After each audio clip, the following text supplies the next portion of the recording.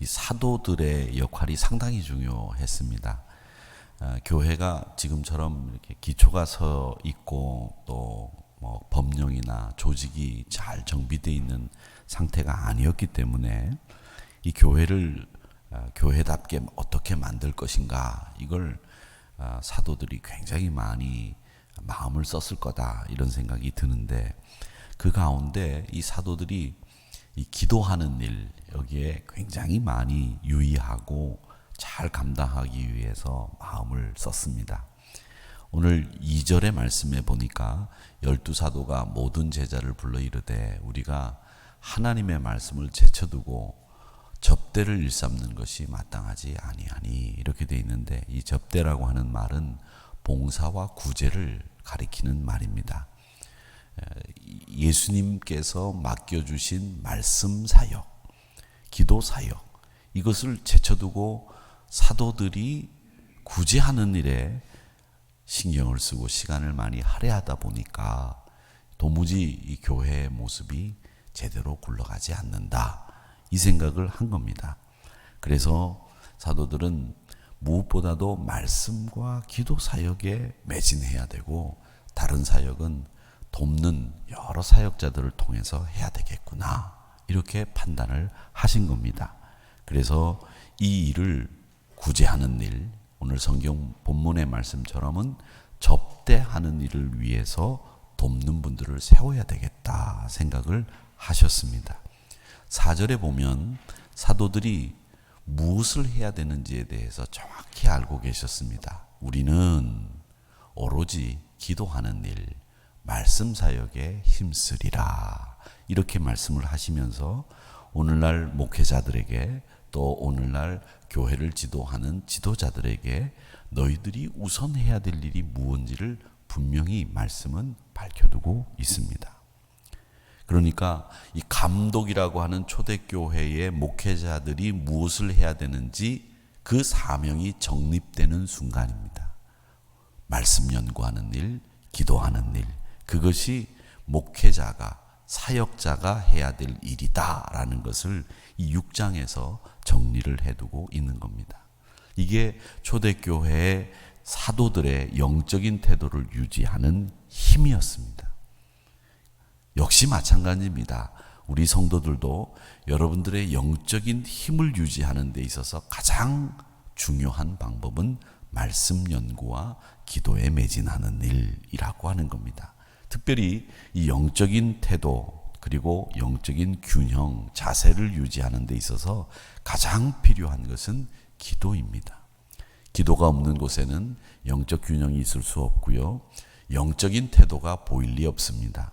6절에 보니까 사도들 앞에 세우니 사도들이 기도하고 그들에게 안수하니라, 이렇게 되어 있습니다. 역시 이 기도하는 사도들은 돕는 사역자들을 기도하여 세웠다라고 하는 말씀을 6절에서 이야기하고 있습니다. 사역자들이 사역자로서 돕는 사역자를 세우는 것도 기도와 같은, 이 사도와 같은 성도를 만들 수 있는 것도 역시 기도다라고 하는 겁니다. 기도하는 사람이 기도하는 사역자를 만들고, 기도하는 사역자가 돕는 사역자를 기도로 세웠다라고 하는 것이 오늘 말씀의 내용이죠. 뭘 했겠습니까? 다른 기도가 아니겠죠. 그리스도의 장성한 분량이 충만한 데까지 이르도록 기도하셨겠죠. 그러니까 교회 공동체는 지도자들의 기도하는 모습에 따라서 방향이 결정이 됩니다. 이스라엘도 그 나라 왕이 어떤 신앙의 태도를 유지하고 있었느냐, 여기에 따라서 이스라엘의 방향이 결정되지 않았습니까? 여러분 아시는 것처럼 유다의 7번째 왕이 아달랴라고 하는 유일한 여왕이었습니다. 북쪽 이스라엘에서 태어났습니다. 누구에게? 아합과 이세벨 사이에 태어난 여자입니다. 그 여자아이 아달랴가 자라서 이 남쪽 유다에 시집 왔습니다. 그래가지고 그가 시집을 와서 아하시아라고 하는 아들을 낳아서 아들이 왕이 됐습니다. 근데 그 왕이 그만 신하들에게 독살을 당했어요. 그 어머니 아달랴가, 아합의 딸인 아달랴가 자기 아들이 독살을 당하는 것을 보고 자기가 스스로 왕이 됐습니다. 그래서 유다의 유일한 왕, 여성 왕, 여왕이죠. 아달랴가 됐습니다. 근데 이 아달랴가 누구 딸이라고 했습니까? 아합의 딸입니다. 이세벨의 딸입니다. 바알을 섬기고 아세라 목신을 섬기고 우상 숭배하는 분위기 속에서 자랐습니다. 그러다 보니 저절로 이 유다 나라를 우상 숭배하게끔 만들어서 이 아달랴는 나라를 피폐하게 만들었습니다. 여왕이 되어서, 왕이 되어서 나라를 우상 숭배의 구렁텅이로 빠뜨리고 나니까 나라가 영적으로 완전히 피폐해져서 나라가 쇠락의 길을 걷게 하는데 일조를 했던 사람이 아달랴입니다. 지도자가 하나님과 긴밀한 연락을 취하고 소통을 할 때 그 공동체는 살아납니다. 마찬가지로 이 교회 지도자가 어떤 수준의 사람이냐에 따라서 그 수준만큼 교회의 질이 결정이 된다고 하지 않습니까? 공동체는 지도자 수준의 이상을 뛰어넘지 못한다고 합니다. 그래서 지도자는 영적인 지도자가 필요하고 공동체 리더는 항상 이 영적인 부분에 있어서 누구보다도 탁월해야 된다는 것입니다. 기도하지 않는 사역, 하나님의 진리를 가르칠 수 없고 또 가장 크고 멋진 헌물, 하나님 앞에 드리는 가장 멋진 헌물은 기도의 헌물입니다. 쉬지 말고 기도하라는 말씀을 우리 교회 지도자들이 가장 앞장서야 되고, 쉬지 말고 기도하라고 하는 말씀은 여러분 이 시대가 비상나팔을 불어야 된다고 하는 엄한 명령이 들어있는 메시지입니다. 사역자들을 위해서도 역시 마찬가지입니다. 여러분, 기도하는 성도가 꼭 필요합니다. 제가 늘 말씀드리지만 우리 하누리교회의 가장 큰 자랑은 우리가 코로나 때문에 지금 모이지를 못하고 있지만 제가 예배를 드리러 올라오는 이 통로에 그 기도 골방에서 우리 권사님들이 기도하는 소리를 들을 때마다 영적으로 새로운 힘을 얻습니다. 기도하는 사역자가 계실 때 목회자도 교회 지도자도 힘을 얻습니다. 공기에 폐가 필요하듯이 여러분, 기도가 사역자들에게 정말 필요합니다. 누구보다도 사역자들에게 있어서는 기도하는 돕는 손길이 가장 필요하다는 겁니다. 사역자 자신도 기도해야 되겠지만 사역자를 위해서 기도하시는 분들이 꼭 필요합니다. 여러분, 기도해 주시는 돕는 사역자들이 되시기를 주의 이름으로 축원합니다. 사역자들도 마찬가지입니다. 여러분들이 회장으로 임력원으로 어떤 일을 하시든지 간에 그 곁에는 회계 일을 도와 또 사무행정 일을 도와 여러분들을 돕는 분들도 계셔야 되겠지만 그분보다도 더 필요한 분들이 누구냐? 기도로 여러분들을 돕는 분들이 정말 필요합니다. 그러기에 여러분들께서는 항상 기도하는 사역자들을 곁에 두고 나를 위해서 기도해달라고 부탁하는 일을 쉬지 마십시오. 저를 위해서 기도해 주십시오. 저를 위해서 기도해 주십시오. 이 말을 입에 달고 사셔야 됩니다. 주님도 기도하는 성도와 사역자들을 알아주셨고 그분들이 필요하다는 걸 알고 그분들을 인정하셨습니다. 사도 바울도 마찬가지입니다. 교회와 세상에 사도 바울이 큰 수고를 할 수 있었던 것은, 사도 바울이 기독교 역사에 큰 족적을 남길 수 있었던 것은 자신이 누구보다도 기도에 집중하는 사람이었고 또 그 곁에 기도하는 조력자들이 항상 넘쳐났습니다. 로마서 마지막 부분에 인사하는 그 사람들이 많이 나오죠. 15장에 나오는 그 많은 분들이 다 어떤 분들이었느냐? 바울을 위해서 기도로 돕는 분들이었다는 겁니다.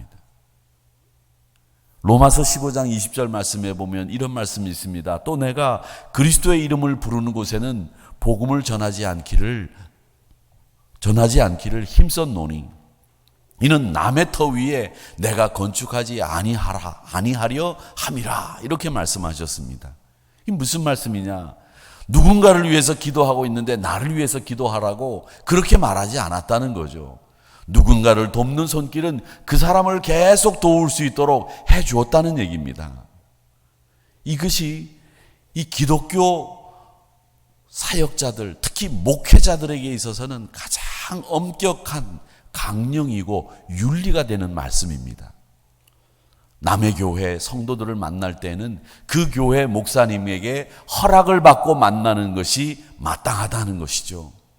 또 남의 교회 성도들과 함께 무슨 일을 하든지 간에 그 목사님의 허락과 기도가 없이는 그 사람들과 일절 접촉하지 않았다라고 하는 것이 바울 사도의 목회자의 윤리를 세우는 강령이 된 말씀이 바로 로마서 15장 20절입니다. 그래서 이 바울은 이렇게 기도하는 사역자들을 곁에 두고 그 사람이 계속 그 사역자를 위해서 기도할 수 있도록 만들었다는 겁니다. 그리고 보면 바울은 또 이 많은 사람들에게, 교인들에게 기도하라고 하는 이야기를, 우리를 위해서 기도하라는 이야기를 제가 입에 달고 살라고 말씀을 드렸는데 그 말씀을 계속하고 있어요. 데살로니가 5장 25절의 말씀에 보면 형제들아 우리를 위하여 기도하라 그렇게 말씀하셨거든요. 여러분, 나를 위해서 기도해 주십시오라고 하는 말은 전혀 부끄러운 말도 아니고 그것은 부담을 지우는 일이긴 하지만 거룩한 부담을 지우는 일입니다.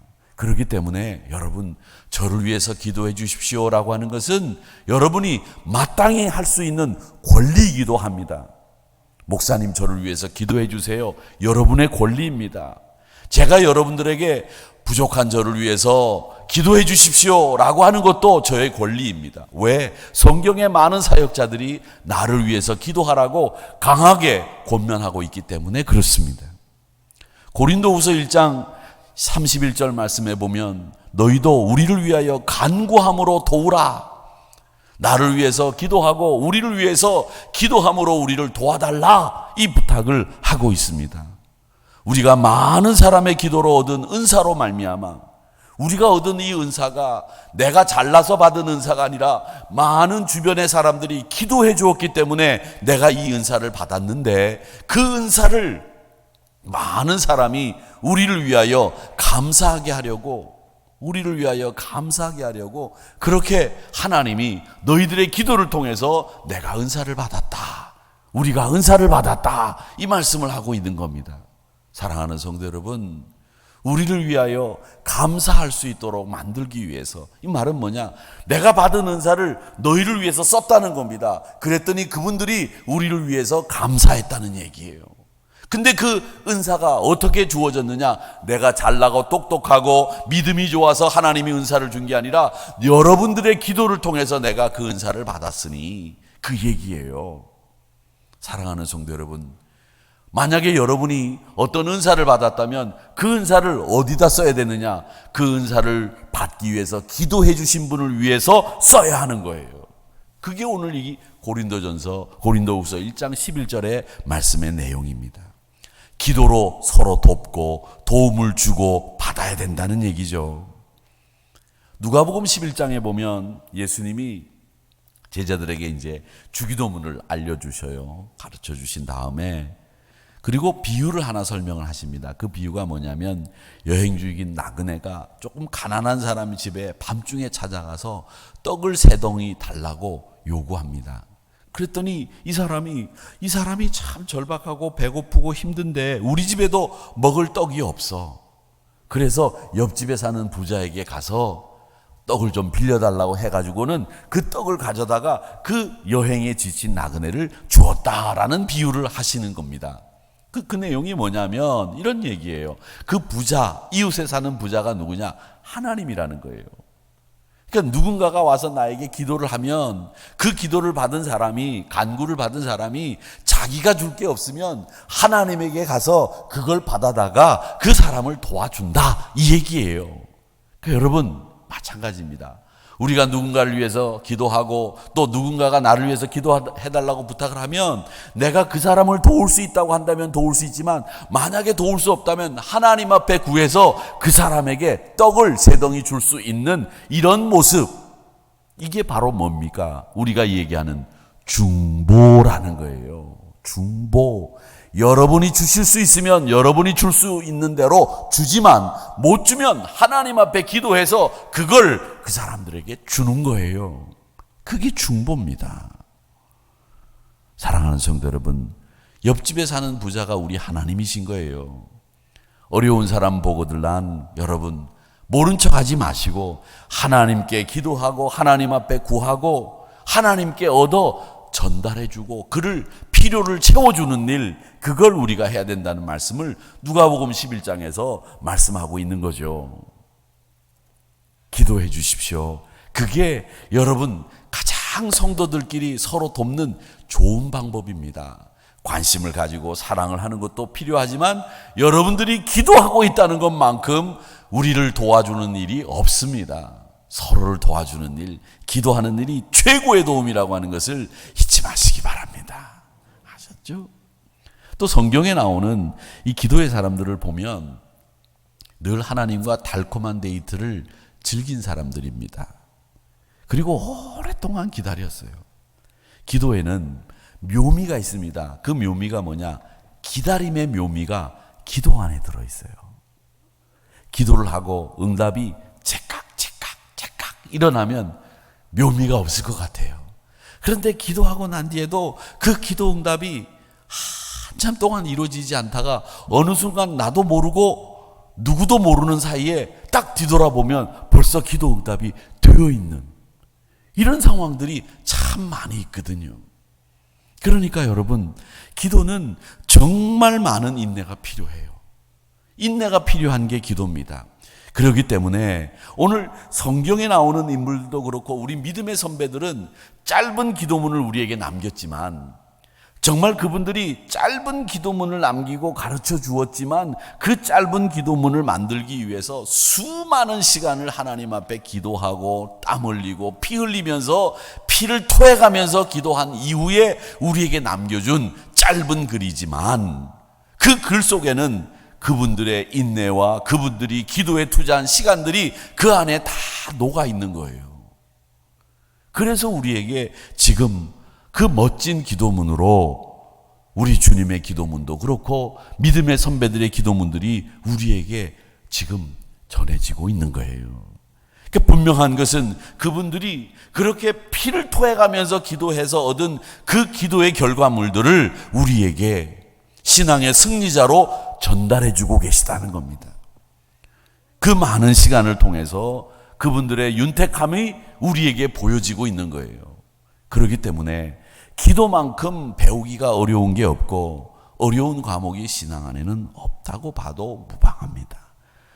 그러니까 여러분, 기도 시간은 짜투리 시간을 쓰지 마시고 기도를 위해서 시간을 정하시고 기도를 위해서 장소를 정하셔야 됩니다. 그 장소가 우리 집이 넓고 넉넉하게 공간이 많으면 여러분 방 하나를 기도방으로 만들 수도 있겠지만 여러분 그렇지 않으면 의자를 기도의 자리로 정하셔도 됩니다. 저 의자는 내가 기도하는 자리야. 그렇게 정하셔도 돼요. 우리가 지금 생활이 워낙 윤택하니까 옷방은 만들어도 예수 믿는 사람들이 기도방은 안 만들지 않습니까? 그런데 우리는 옷방은 안 만들더라도 기도방은 만들어야 되는 사람들 아닙니까? 그런데 우리는 지금 기도방은 안 만들어요. 예수 믿는 사람들이 기도방을 만들어야 되는데 이 기도방을 만드는 우리 붐을 일으켜야 됩니다.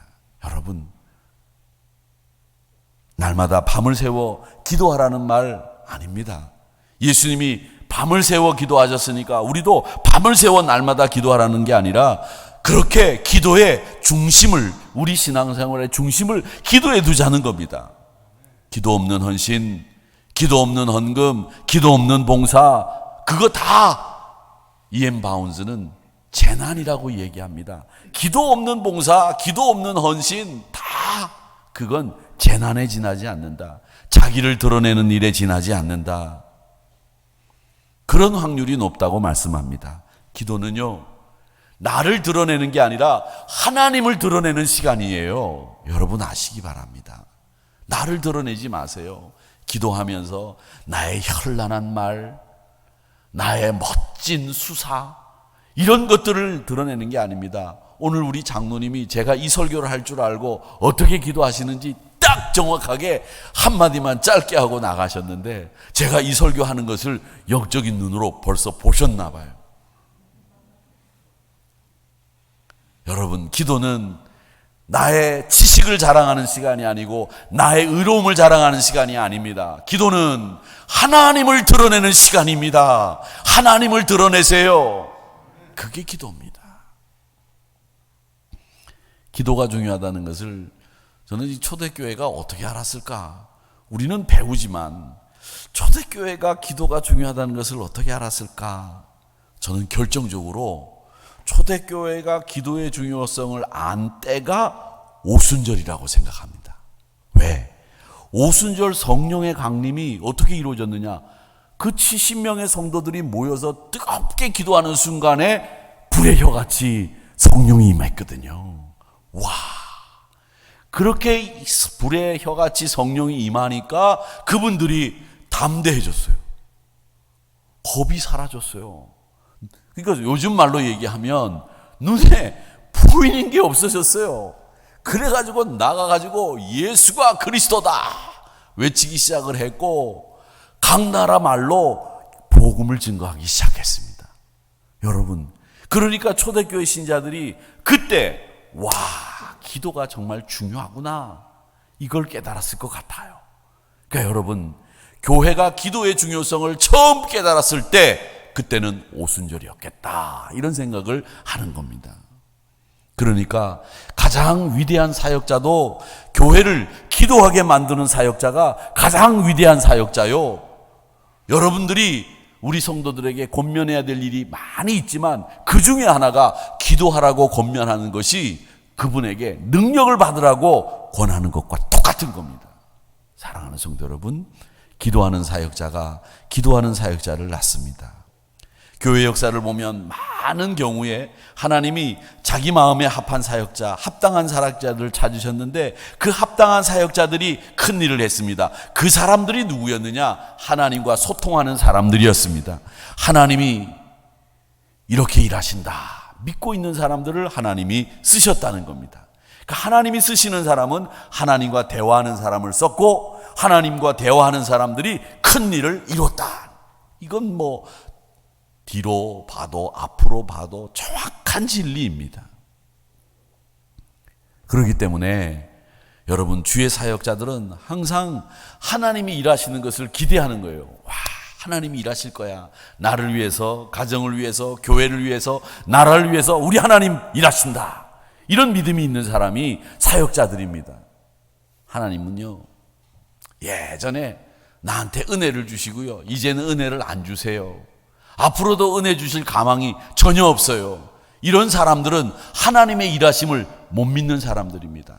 하나님이 예전에 나에게 은혜를 주셨듯이 앞으로도 하나님이 나에게 은혜를 주실 것이고 내가 주의 사역을 감당할 것이고 내가 하나님의 사역자로 굳건히 설 겁니다.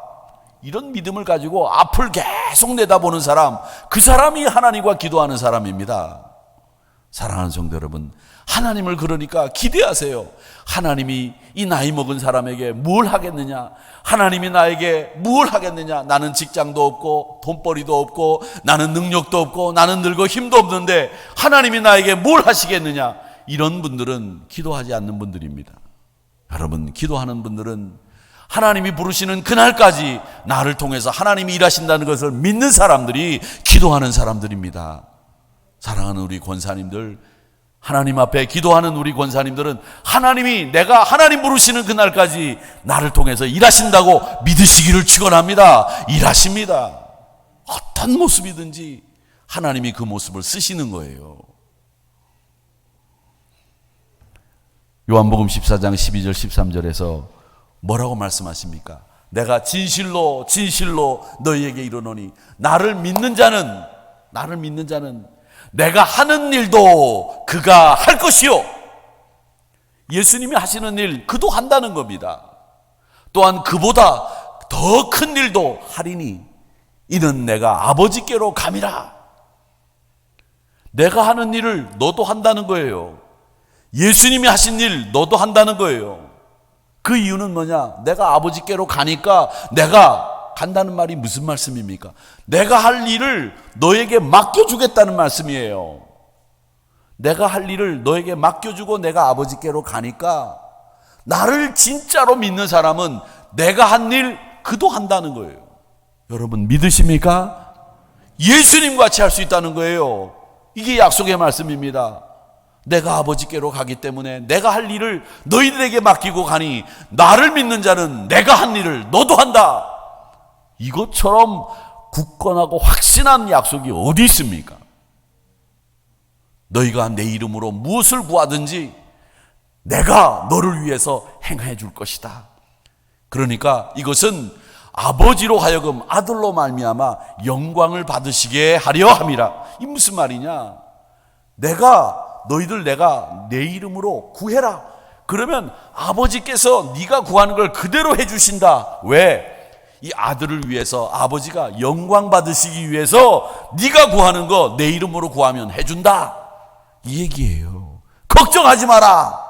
제가 이렇게 얘기하는 이유는 우리 주님이 만약에 이 말씀을 우리들에게 전하셨다고 하면 이렇게 하셨을 거예요. 너희들 왜 염려해? 내가 아버지께로 가는데 내가 한 일 네가 나를 믿어? 그러면 너도 그대로 해. 걱정하지 마.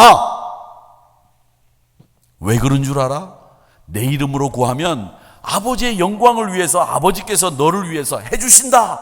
이 말입니다. 이와 같은 격려가 어디 있습니까? 힘이 나지 않습니까? 이 말을 듣는 순간에 갑자기 눈이 캄캄해지고 하늘이 노래지고 땅이 푹 꺼지는 느낌이 드십니까? 아니면 눈이 확 밝아지십니까? 눈이 자꾸 잠이 쏟아지시죠?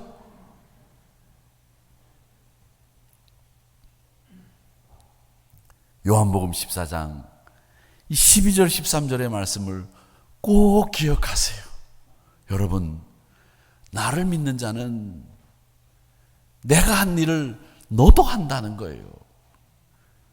지금 하나님이 여러분을 위해서 일하고 계시다는 이 말씀을 기억하십시오. 기도하는 사람이 갖는 믿음이 바로 이겁니다. 기도하는 사람은 그래, 내가 예수의 이름으로 구하면 예수님처럼 나도 할 수 있다. 이게 기도하는 사람의 확신인 거예요. 하나님은 사역자, 하나님의 마음에 합한 사람을 원하십니다. 그 선택된 사람은 하나님과 소통하는 문을 또 끈을 놓지 않는 사람이죠. 철저하게 자기를 십자가에 못 박고 자신과 세상에 대해 회복할 수 있는 희망이나 바람을 조금도 갖지 못할 정도로 완전히 자기를 죽여서 세상에서 벗어난 사람, 자기를 완전히 하나님 앞에 죽여버린 사람, 자신을 십자가에 완전히 못 박은 사람을 하나님은 택하셔서 그를 통해 일하십니다. 그 사람이 어떤 사람이냐? 바로 기도의 사람입니다. 그래서 여러분, 이번 한 주간 동안 이 기도의 능력을 여러분의 능력으로 삼으시고 하나님의 약속을 풍성히 누리는 성도님들이 되시기를 주님의 이름으로 축원합니다. 축원합니다.